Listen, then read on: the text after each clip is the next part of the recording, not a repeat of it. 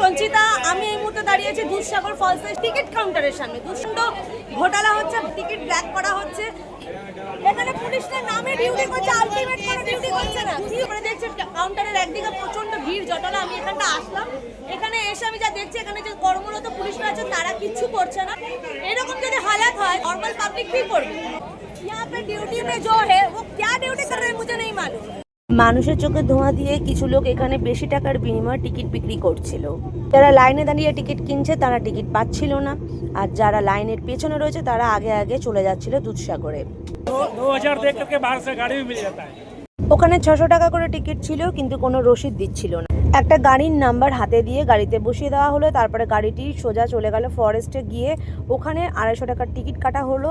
ওই 250 টাকার টিকিটের শুধুমাত্র রসিদ পাওয়া গেছে। তাই এখানে যে যেমন খুশি টিকিটের দাম চাইছিল, টিকিট ব্ল্যাক হচ্ছিল। সবাই মিলে প্রতিবাদ করার পর এখানে কুকর্মটা প্রায় বন্ধ হলো। তারপরে আসল প্রসেসে টিকিট দেওয়া শুরু হলো।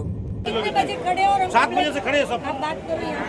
7 बजे से खड़े लाइन में। এখানে সবকিছু এরকমই হচ্ছে গোলমাল। যারা এখানে আসবেন আগে এখানে চলে আসবেন, এখানে এসে দেখবেন কিছু ঘোটালা হচ্ছে কিনা।